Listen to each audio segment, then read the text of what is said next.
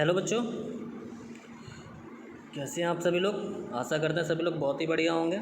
ठीक है, तो इस वीडियो में मैं बात करूंगा क्लास 10 के फिज़िक्स के बारे में मैं बात करूंगा। और ये जो वीडियो है आपके लिए बहुत इंपॉर्टेंट होने वाला है, एक एग्ज़ाम पॉइंट ऑफ व्यू से भी, और वैसे भी आप यदि आप किसी भी चीज़ की तैयारी के लिए लगे हुए हैं तो आपके लिए ये वीडियो बहुत इंपॉर्टेंट होने वाला है। ठीक है, तो इस वीडियो में मैं बात करूंगा आपसे, जैसे कि मैंने पिछले वीडियो में आपसे बात किया हुआ था कि फोकल लेंथ क्या होती है, फोकस पॉइंट क्या होता है। मैंने मिरर के बारे में बात किया, स्फेरिकल मिरर के बारे में बहुत सारी बातें की हैं मैंने आपसे। ठीक है, तो इस वीडियो में मैं जो आपसे बात करूंगा इमेज के फॉर्मेशन के बारे में बात करूंगा कि इमेज का फॉर्मेशन कैसे होता है, यानी कि इमेज कैसे हमारी बनाई जाती है उसके बारे में मैं आपसे बात करूँगा। ठीक है, तो इसीलिए इस वीडियो को, ये थोड़ी सी वीडियो लंबी भी हो सकती है, तो आराम से आप इस वीडियो को पूरा देखिएगा और आपको काफ़ी समझ में आएगा कि इमेज का फॉर्मेशन कैसे होता है कॉन्वेक्स मिरर, कॉन्केव मिरर से और कॉन्वेक्स मिरर से। ठीक है, तो इस वीडियो में मैं आपको बताऊंगा कि कैसे आप किसी भी मिरर से आप इमेज का फॉर्मेशन कैसे कर सकते हो। तो ठीक है, तो इमेज के फॉर्मेशन से पहले हमको ये जानना ज़रूरी है आपको कि आपको दो चीज़ें आपको मैंने क्लियर कर दिया। ठीक है, जब मैं आपको क्या कर रहा था कि आपको स्फेरिकल मिरर के कुछ डिफिनीशन आपको मैंने बताए थे, तो उसमें मैंने आपको एक फोकल, ठीक है, फोकल लेंथ के बारे में बताया था। फोकल लेंथ क्या थी आपकी, पोल और फोकल पॉइंट के बीच की डिस्टेंस, पोल और फोकल पॉइंट के बीच की डिस्टेंस से हमारी फोकल लेंथ है। और एक चीज़ और मैंने आपको क्लियर किया था, वो था आपका क्या, रेडियस ऑफ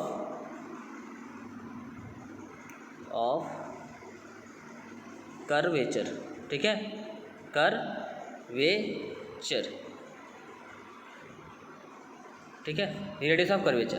तो इसके बारे में मैंने आपको क्लियर कर दिया था। तो रेडियस ऑफ कर्वेचर क्या होता है, जो भी आप मिरर लेते हो, कॉन्केव मिरर चाहे आपका कॉन्वेक्स मिरर होगा, जिस स्फेरिकल मिरर से वो कट करके बनाए जाएंगे, उस स्फेरिकल मिरर का क्या होगा, रेडियस ही मेरा क्या कहलाता था, रेडियस ऑफ कर्वेचर कहलाता था। यानी कि रेडियस ऑफ कर्वेचर कहते थे आप इसको। ठीक है, यानी कि it is called the radius of curvature. ठीक है, तो जो रेडियस ऑफ कर्वेचर होता है और जो फोकल लेंथ होता है उनके बीच में एक रिलेशन होता है। ठीक है, जो रेडियस ऑफ कर्वेचर होता है और जो फोकल लेंथ होता है उनके बीच में क्या होता है, एक रिलेशन होता है। वो रिलेशन क्या होता है कि जो रेडियस ऑफ कर्वेचर होती है आर, वो फोकल लेंथ के 2 टाइम्स होती है। ठीक है, इसकी डेरिवेशंस भी है, इसको डेरिवेशंस में अगले क्लास में आपको करवा दूंगा ये आपका। ठीक है, तो परेशान होने की बिल्कुल ज़रूरत नहीं है कि क्या होते हैं डेरिवेशंस।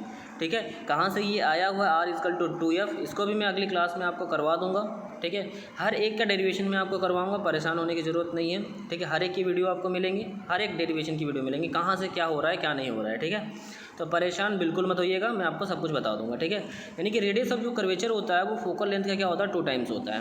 ठीक है, बस अभी आपको इतना जानना है कि रेडियस ऑफ कर्वेचर क्या होता है, 2 टाइम्स होता है फोकल लेंथ के। ठीक है, तो यहाँ से F= क्या मिल गया आपका, R/2।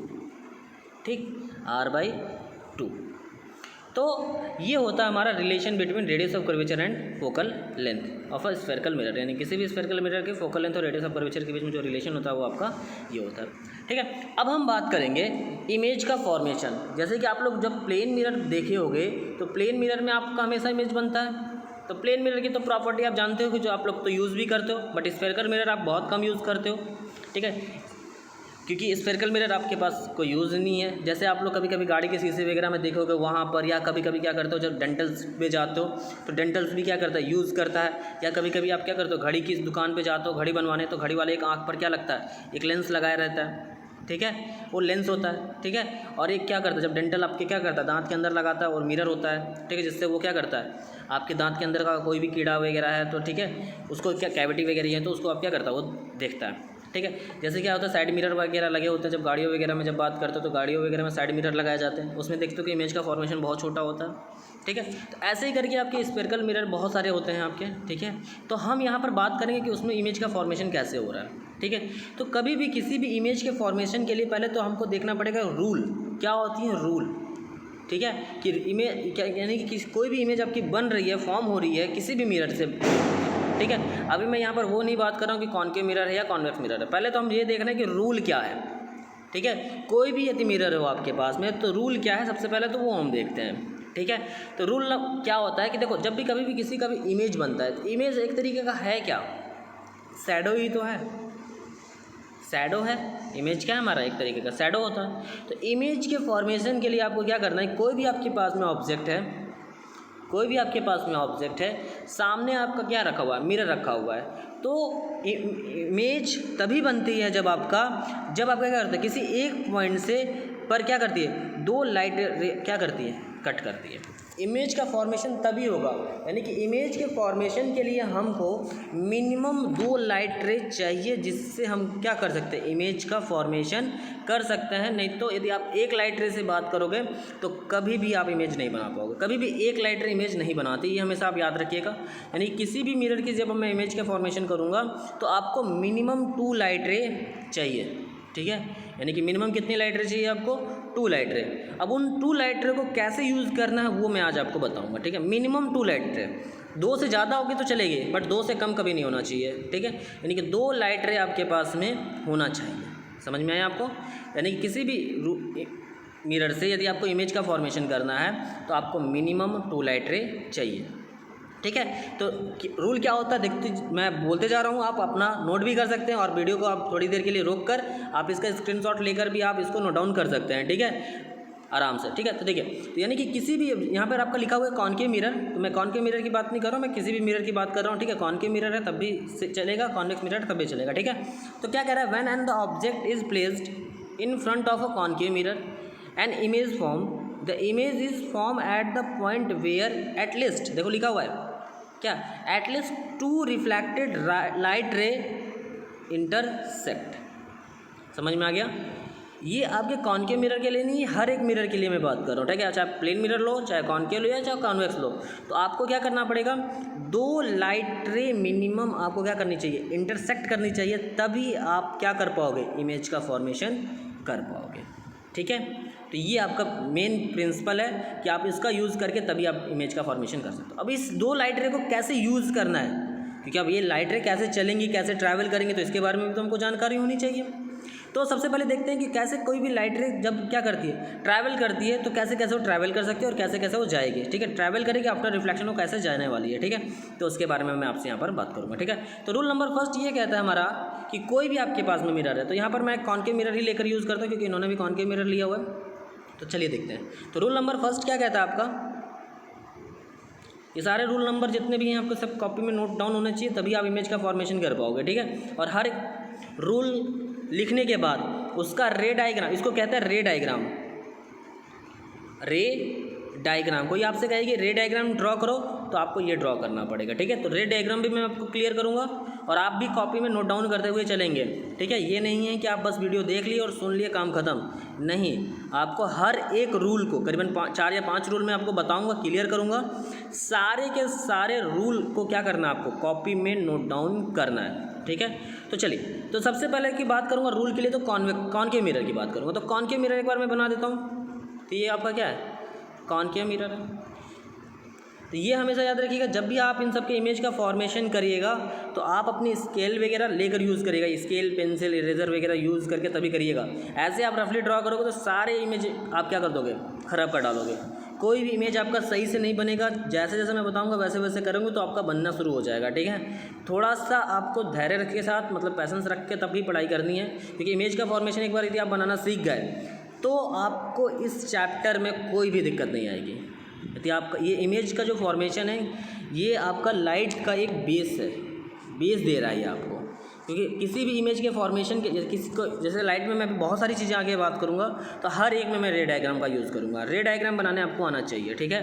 तो रे डायग्राम आपको आना चाहिए। तो सबसे पहले तो मैं कुछ डिफिनीशन फिर से मैं एक बार रिकॉल कर दे रहा हूँ। कोई भी आपके पास में कॉनकेव मिरर है, अभी कॉनकेव मिरर का मैंने बताया था कि एक रिफ्लेक्टेड सरफेस होता है, ये रिफ्लेक्टेड सरफेस है। तो रिफ्लेक्टेड सरफेस क्या होनी चाहिए, सेंटर की ओर होनी चाहिए, आपको मैंने बताया था। देखो रिफ्लेक्टेड सरफेस किधर है, इसका सेंटर देखना चाहोगे तो ऐसे ही कुछ बनेगा। जब इसका मैं स्फेरिकल कंप्लीट करूँगा तो ये स्फेयर ऐसे बनेगा, कुछ इस तरीके से कंप्लीट होगा। जब ये इस तरीके से कंप्लीट हो जाएगा तो अब क्या होगा, जो इसका रिफ्लेक्टेड सरफेस है इसके सेंटर पे होगा, सेंटर की ओर होगा, ठीक है। तो जो ये आपका क्या है, मिरर है, तो ये से मान लीजिए मिरर है M1 M2। तो ये मिरर M1 और M2 क्या कहला रहा है, ऑपरेचर कहला रहा है। क्या कहला रहा है, इसका ऑपरेचर है, ठीक है। अब ऑपरेचर का यानी कि जो मिरर M1 और M2 है, इसका जो सेंटर होता है वो क्या कहलाता है, आपका पोल कहलाता है। फिर से मैं बता दे रहा हूँ, बार बार मैं यही सब यूज़ करना है, हर में ये कॉमन है, ठीक है। तो ये जो भी ऑपरेचर या जो भी मिरर है जहाँ से लाइट रिफ्लेक्ट होती है, उसका ये जो सेंटर पॉइंट होता है यानी कि बीच का जो पॉइंट होता है वही क्या कहलाता है हमारा, पोल कहलाता है।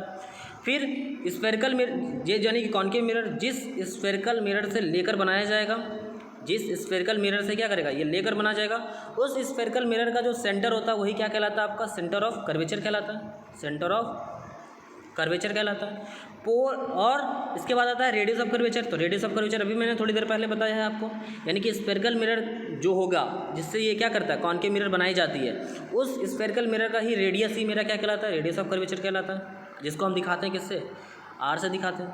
समझ में आ गया आपको, ठीक है। सेंटर और पोल के बीच का जो पॉइंट होता है, यानी कि इस बीच का, यानी कि बिल्कुल बीच का पॉइंट, वो क्या होता है, फोकल पॉइंट होता है। फोकल पॉइंट और पोल के बीच की जो डिस्टेंस होती है वही मेरी क्या होती है, फोकल लेंथ होती है।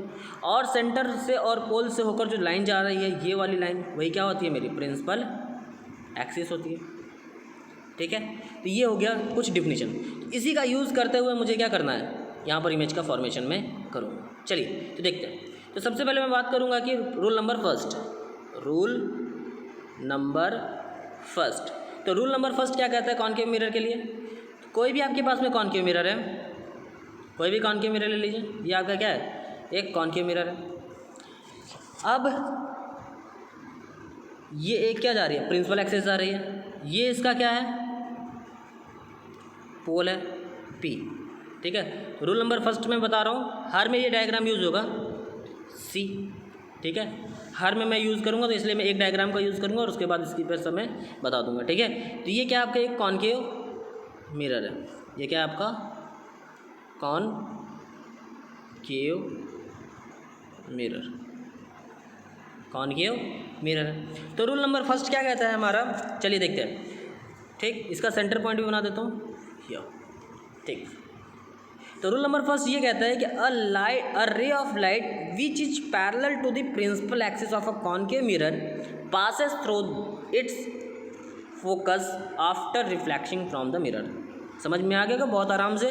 ये कह रहा है कि इस रूल में, यानी कोई भी लाइट रे, यदि कोई भी लाइट रे प्रिंसिपल एक्सिस के पैरेलल जा रही है, पहला रूल नंबर क्या कह रहा है, ध्यान से समझिए, जब भी कोई भी लाइट रे प्रिंसिपल एक्सिस के पैरेलल जा रही है तो आफ्टर रिफ्लेक्शन वो क्या करता है, फोकल से चला जाएगा, या फोकस से वो क्या होगा, चला जाएगा। रूल नंबर फर्स्ट हमको समझ में आ गया होगा, यानी कि अ लाइट रे, ठीक है, मैं हटा दे रहा हूँ एक बार, देख लीजिए। रूल नंबर फर्स्ट कह रहा है अ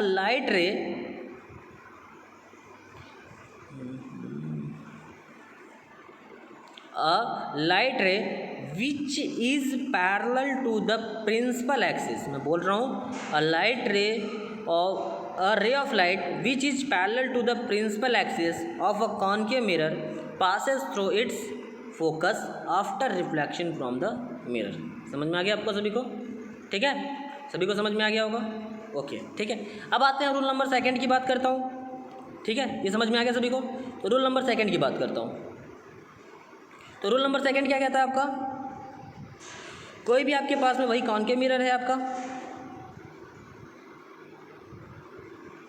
ये क्या है आपका कॉन्केव मिरर है, तो ये इसका सी है, ये इसका एफ।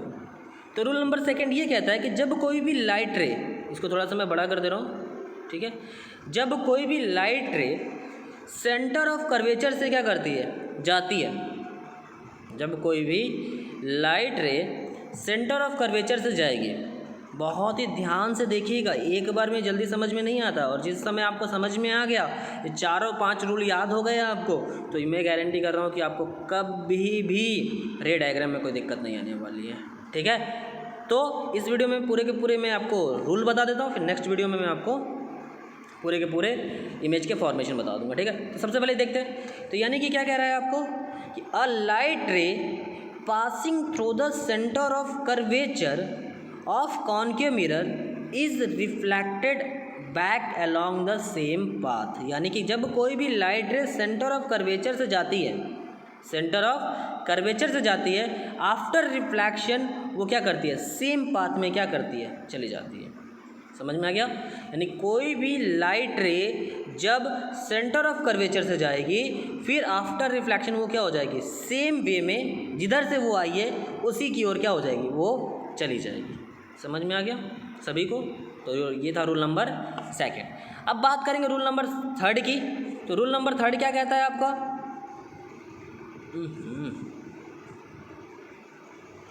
रूल नंबर थर्ड क्या कह रहा है आपसे, देखते हैं, समझ में आ गया? फर्स्ट रूल था क्या, जब कोई भी लाइट रे प्रिंसिपल एक्सिस के पैरेलल जाती है तो आफ्टर रिफ्लेक्शन वो क्या करती है, फोकस से होकर जाएगी। सेकंड रूल क्या कहता है आपका कि जब कोई भी लाइट रे क्या करती है, सेंटर ऑफ कर्वेचर से जाती है तो वो क्या करती है, उसी मीडियम में या उसी वे में क्या होती है, चली जाती है जिस वे से वो क्या कर रही है, होकर आ रही है। तो रूल नंबर थर्ड क्या कह रहा है आपका, ये देखिए। तो रूल नंबर थर्ड ये कहता है कोई भी आपके पास में कॉनकेव मिरर है, फिर से बना रहा हूँ, ठीक है, ये सी है, सॉरी ये पी है, ये इसका क्या है सी, ये इसका एफ। अब कोई भी लाइट रे, रूल नंबर थर्ड क्या कहता है, ये देखिए, जब कोई भी लाइट रे क्या कर रहा है आपका, फोकल लेंथ, फोकल पॉइंट से होकर जाता है, जब कोई भी लाइट रे फोकल पॉइंट से जाता है तो आफ्टर रिफ्लेक्शन वो क्या होता है, प्रिंसिपल एक्सिस का क्या होता है, पैरेलल हो जाता है। समझ में आ गया? यानी कोई भी लाइट रे जब क्या करता है, फोकल पॉइंट से जाता है तो आफ्टर रिफ्लेक्शन वो क्या होता है, प्रिंसिपल एक्सिस, ये प्रिंसिपल एक्सिस है आपका, प्रिंसिपल एक्सिस, तो प्रिंसिपल एक्सिस का क्या होता है, वो पैरेलल हो जाता है। समझ में आ गया? यानी कि कोई भी लाइट रे जब फोकल पॉइंट से जाता है तो आफ्टर रिफ्लेक्शन वो क्या होता है, पैरेलल हो जाता है किससे, प्रिंसिपल एक्सिस। तो a ray of light passing through the focus of a concave mirror become parallel to the principal axis after reflection. समझ में आ गया होगा सभी को? ठीक है, बहुत ही इजी वे में, इजी लैंग्वेज में भी ये बुक मैं यूज़ कर रहा हूँ। ठीक है, बहुत इजी है, आपको आराम से पढ़ोगे समझ में आ जाएगा। ठीक है, कोई इसमें कोई दिक्कत नहीं आएगी। ठीक है, और मैं आपको समझा भी दे रहा हूँ। ये रूल नंबर ये थर्ड हो गया। रूल नंबर फोर्थ क्या कहता है, ये देखिए, रूल नंबर फोर्थ क्या कह रहा है, जब कोई भी आपके पास में क्या है, कॉनकेव मिरर है, देखिए ये क्या है आपका, कॉनकेव मिरर है, तो ये कॉनकेव मिरर है आपका। अब कॉनकेव मिरर में क्या होता है कि ये सी है, ये एफ है, आपने प्रिंसिपल एक्सिस के पैरेलल लेकर गए, फोकस से चला गया, फोकस से गए पैरेलल हो गया, सी से गए उसी वे में चला गया। अब लास्ट है आपके, जब कोई भी लाइट रे क्या करता है, पोल से जाता है, जब कोई भी लाइट रे क्या करता है, पोल से होकर जा रहा है, आफ्टर रिफ्लेक्शन वो क्या करता है, after reflection law of reflection को ये फॉलो करेगा, और लॉ ऑफ रिफ्लेक्शन का पहला लॉ को ये फॉलो करते हुए वो क्या हो जाएगा, लॉ ऑफ रिफ्लेक्शन से क्या करेगा, वो उसी मीडियम में वापस चला जाएगा जिस मीडियम से वो क्या हुआ है, आया हुआ है। ठीक है, यानी कि अ लाइट रे, कोई भी रे ऑफ लाइट जो क्या कर रही है, इंसिडेंट कर रही है अब किससे, पोल पर इंसिडेंट कर रही है, क्या पोल पर, तो आफ्टर रिफ्लेक्शन वो क्या करेगा, क्या करेगा, लॉ ऑफ रिफ्लेक्शन को फॉलो करेगा। लॉ ऑफ रिफ्लेक्शन का मतलब क्या, angle I equal to angle R. ठीक है, यानी कि angle I equal to angle R, यानी कि angle I equal to angle R का मतलब क्या, जिस एंगल से वो इंसिडेंट हो रही थी उसी एंगल से वो क्या हो जाएगी, रिफ्लेक्ट हो जाएगी। समझ में आ गया? यानी कि जब कोई भी लाइट रे पोल पर गिरती है तो पोल पर जब वो गिरेगी तो जो उसका इंसिडेंट एंगल होगा वो उसी इंसिडेंट एंगल से वो क्या करेगा, रिफ्लेक्ट हो जाएगा। यानी कि लॉ ऑफ रिफ्लेक्शन को फॉलो करते हुए वो क्या हो जाएगा, बाहर की ओर निकल जाएगा। ठीक है, तो यानी कि ये आई तो ये इसका क्या हो जाएगा, आर हो जाएगा। ठीक है, जैसा कि आप डायग्राम में देख भी रहे हो, देख रहे हो डायग्राम में। ठीक है, तो यानी कि ये बेसिक 4 रूल हैं जिसकी हेल्प से ही आप क्या कर सकते हो, जिसकी हेल्प से ही आप लॉ ऑफ इमेज का फॉर्मेशन कर सकते हो किसी भी मिरर के लिए। ये 4 बेसिक रूल को आपको याद करने पड़ेंगे, और चारों बेसिक रूल यदि आप समझ जाओगे तो आपको मैं गारंटी कर रहा हूँ कि आपको कोई भी इमेज के फॉर्मेशन में दिक्कत नहीं होने वाली है। ठीक है, तो इस चारों रूल को बहुत अच्छे से समझिए आप लोग, और कोई भी दिक्कत हो तो आप कमेंट सेक्शन में कमेंट करके पूछ सकते हैं कि सर मुझे ये दिक्कत आ रही है इस रूल में, तो मैं आपको फिर से नेक्स्ट वीडियो में उन सारी चीज़ों को क्लियर करूँगा, फिर मैं आगे की ओर बढ़ूँगा। ठीक है, तो अब मिलेंगे नेक्स्ट वीडियो में मैं आपसे किसके बारे में, मैं बताऊंगा कि formation of image by a concave mirror, यानी कि कोई भी कॉनकेव मिरर होगा तो फॉर्मेशन ऑफ इमेज हम कैसे करेंगे, यानी कि 6 इसके मेथड हैं आपके, 6 तरीके से मैं आपको बताऊंगा कि फॉर्मेशन ऑफ इमेज होता है क्या है कॉनकेव मिरर का। ठीक है, आई होप सभी को ये वीडियो समझ में आ गई होगी, सारा जितना भी मैंने आपको क्लियर किया सब समझ में आ गया होगा। ठीक है, मिलते हैं अब आपके नेक्स्ट वीडियो में। Okay, thank you.